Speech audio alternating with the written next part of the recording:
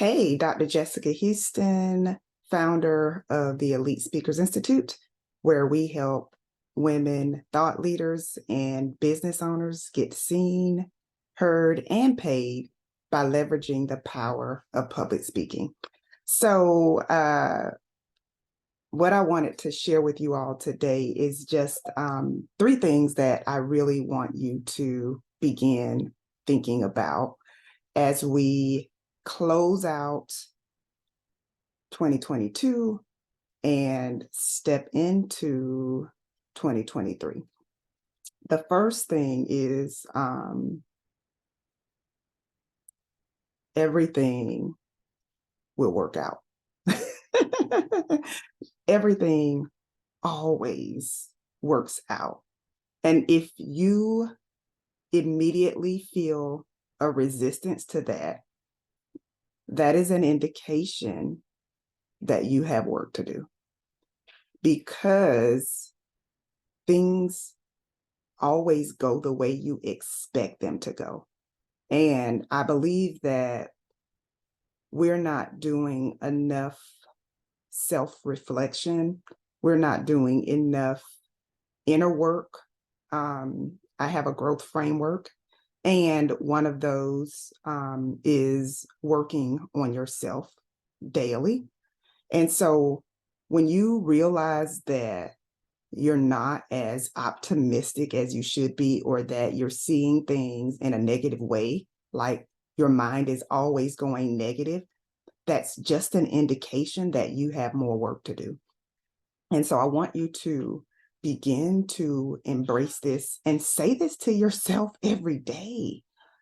Everything always works out. Everything always unfolds for my greater good.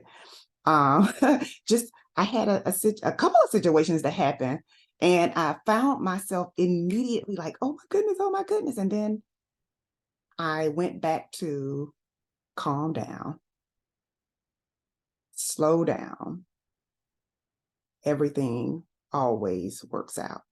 And in each situation, it worked out. Like I thought I lost something that I'd been working on for a long time. And I just was like, oh my goodness, I was anxious. My mood it dipped. And then I was able to retrieve it.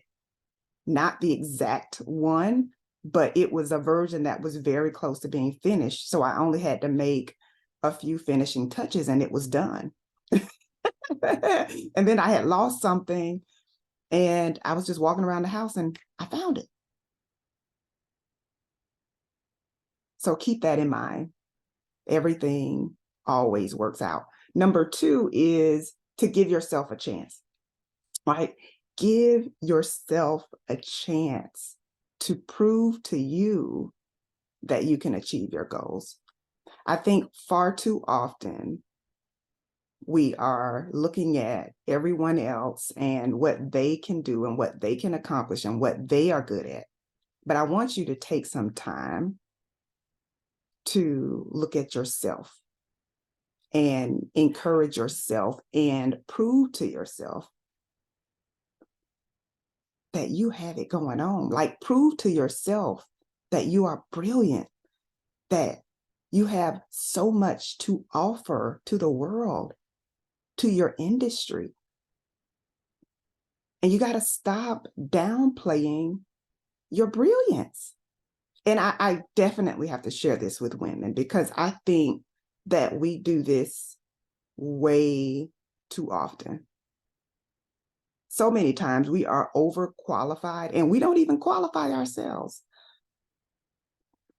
Why are we dealing with imposter syndrome all the time, when the real imposter is your doubter? Like, that's the real imposter. It's not you. You know this stuff. You're good. You're an expert. You're a thought leader. You just have to believe it and begin to take those steps to show yourself that you believe in you. And that means not always looking for perfection. And that means using what has been placed on the inside of you, like unleashing your gifts, your talents, your skills. on a continual and consistent basis. And then number 3 is one of the tips that I got from Bob Proctor. And I've been really honing in on this as it relates to goal setting, because it's so easy to set a goal that you know you can do quickly and easily. But what about setting a stretch goal? And one of the things he said was, your goals should excite you and scare you at the same time. And so if you set a goal and you're not like, ooh, that's scary,